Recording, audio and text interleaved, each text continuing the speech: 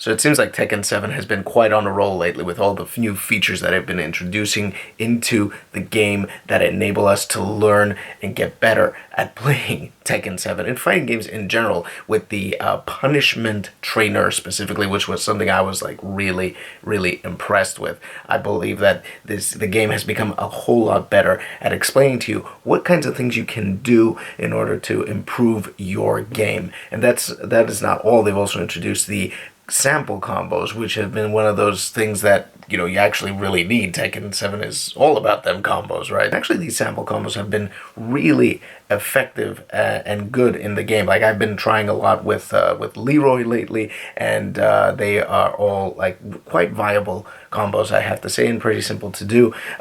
It's one of those things that absolutely is necessary in this space. So where does a game that has implemented some teaching tools like this go from here? Well, you see, one of the things that actually makes a really good teaching tool, and I'm a teacher and I kind of study this kind of thing, one thing that makes learning very effective is to understand the way that people actually learn and how learning actually takes place up here in our noodle. The main core to understand is that when you're trying to learn something, you need to go through the following steps. The first step, of course, is to be introduced to the concept that you are trying to learn. This is kind of called the presentation stage, as it were. And then the next stage would involve you practicing this new thing that you've learned in some kind of controlled environment. You can't really learn something new, like, let's say, a brand new language, when you're learning how to say hello or how to conjugate a verb in the past, and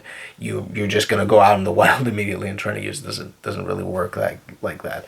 So you kind of need this practice stage to do it. And I kind of think that the punishment trainer and the sample combos kind of fit that little bit of space there, that controlled practice that we actually need. So what is actually missing from this whole ordeal, this whole cycle, is actually stage 3, and that stage 3 is the actual application of what you've learned. And that application, obviously, in a fighting game will come from you jumping into the online features, or to play other people in versus mode or something like that, just to practice, to execute something that you've learned and you've practiced. And people do this. Everybody does this. They learn something new, they instantly want to jump in and start using what they've learned. But what is the secret sauce that's actually missing from this entire thing is stage 4, which is the reflection stage, where you actually think about how you executed what you learned and what was the result from that, and how you can learn from that result and go back through the loop one more time. This effectively also operates as a kind of presentation stage, if you were, where you can now take a new concept, something you failed at, something you didn't do very well, something you want to improve, and go back into that controlled practice, execution, reflection loop, and around you go and around you go. And until now, Tekken 7 actually didn't have a way to make that happen. They didn't even have an actual replay system from which you could actually sit down and look at a recording, unless, of course, you had like a capture card like I have over here to record your matches and see actually how everything went. So that was true up until recently, where Tekken introduced the My Replays and Tips feature. And this kind of goes a little bit of a step forward. Instead of just only showing you a replay, it's actually going to stop you at certain moments and tell you what you could have done better. Because it takes a lot of the information that it already has from the punishment trainer and from the sample combos. It shows you what kind of combos you could have done, or what kind of punishes you could have done in certain parts of the replay that you are watching. It's actually pretty clever, and it does operate to fill out that little learning loop that we have been talking about up until now. So what does this replay and tip system look like? Well, we're going to find right out. We're going to check it out right here in the setup. I'm going to show you a few of my own replays. You can see what it looks like, and I'm going to tell you also how you can learn from this.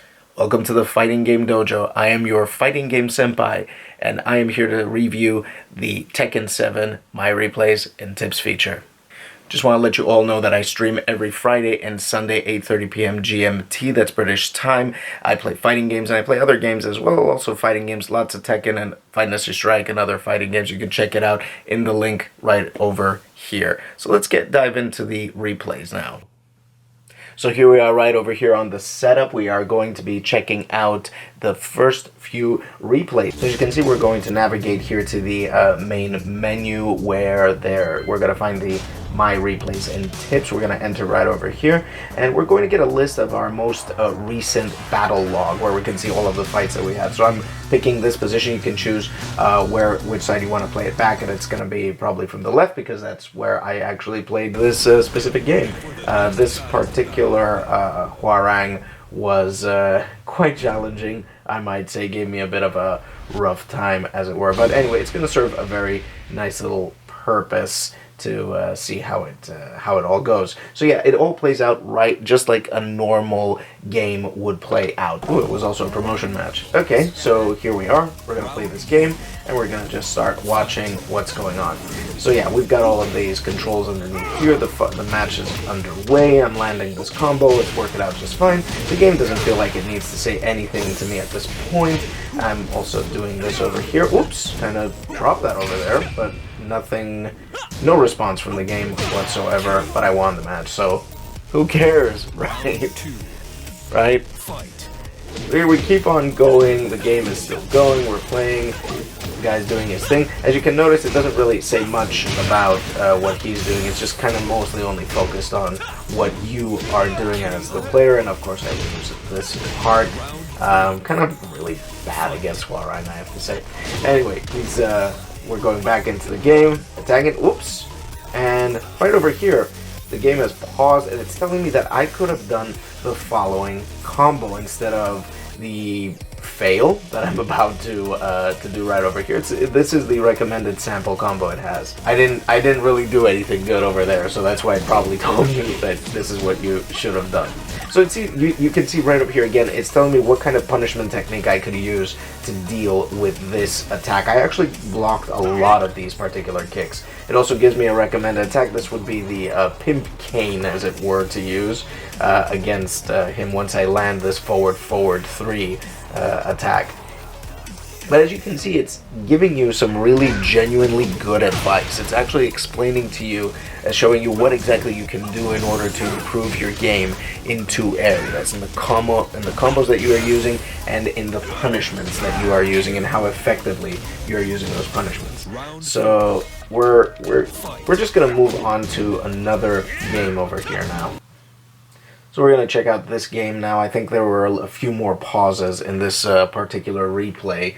It's important. One criticism I want to lob at it right very quickly, because there have been several matches that I've played where I've seen the replays, and I've seen that there are a few things that the game could possibly have given me some better advice as to what I could do. Like, for example, getting hit by the same lows every time, and what I could have done to maybe improve on that, or what I could have done better in order to avoid those lows. So right over here, the fight begins, and yeah, we're fighting Lars over here. So it's actually a pretty cool customization right over there. So again, orbital over here, and it's telling me that, hey, this is the sample combo you could have used in this particular situation. You could have leveraged that and actually won the game, but I think I actually just didn't really do anything practical, or I failed. I literally just dropped it. But hey, it's okay.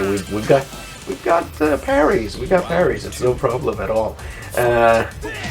Oh, I really like that move, and at some point I actually block it and it tells me how to punish it. I actually kind of wanted to learn that, because when he landed, when I actually blocked those, I kind of felt like, what can I do here? Can I actually do anything to punish it? And that's another thing that this system can help you with. It can help you with actually dealing with these situations where you're kind of like a little bit ambiguous about it. It's like, oh, he's a little too far, I don't think I could punish him at all. But in fact, the game will tell you, like, hey, yeah, you can actually punish that by doing such and such. And it's really good. I think it's really smart that they've incorporated the previous system that they have with the punishment and the sample combos. But I do feel like there are other things that the game could actually tell me. Like, let's say for example I fall and I'm knocked down. What can I do to put myself in a better position? That could have been something that could have been added. There's a lot of things that could be added to the system, to be honest.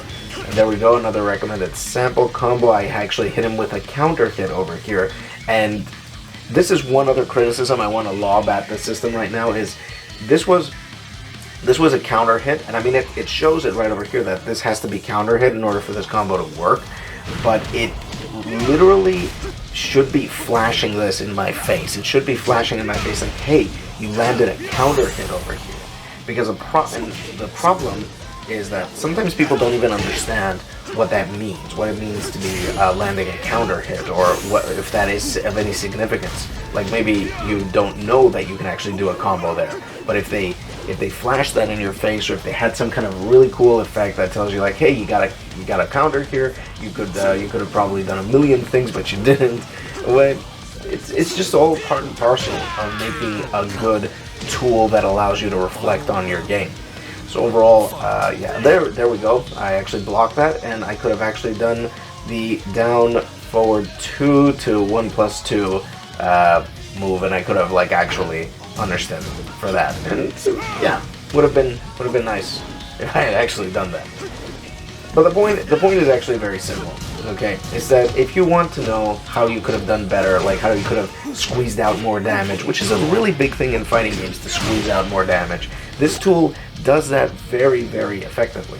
But one thing that it doesn't do very effectively is is reminding you that, hey, maybe you could have blocked more lows. Maybe like there was X amount of lows that you could have blocked and you didn't. This is the replay and tips feature for Tekken 7. It's actually pretty neat. It's got a lot of really cool features, and it does a really good job of explaining to you how you can get more damage, more bang for your buck out of the things that you've done in the game. One thing that I would like to see from it is a few added things that they could introduce, like telling you things like how many times you got counter hit, or maybe how many times you got knocked down and you could have rolled out of the way, or you could have rolled a different direction. Like telling you the options that you have is always a good and positive thing. And I think that when people see this in a reflection sort of way, instead of not just being told like, hey, you should be doing this, they actually see it in something that they're already doing, is far more powerful. And I think that this tool can definitely be improved. So yeah, it's got my seal of approval, no matter what that means to you. Anyway, if you enjoyed this video, please make sure you leave it a like and maybe subscribe to the channel. I'm planning on doing more videos to help people out get into fighting games. So if you do want more of that, subscribe to the channel. And as always, I'm going to catch you next time.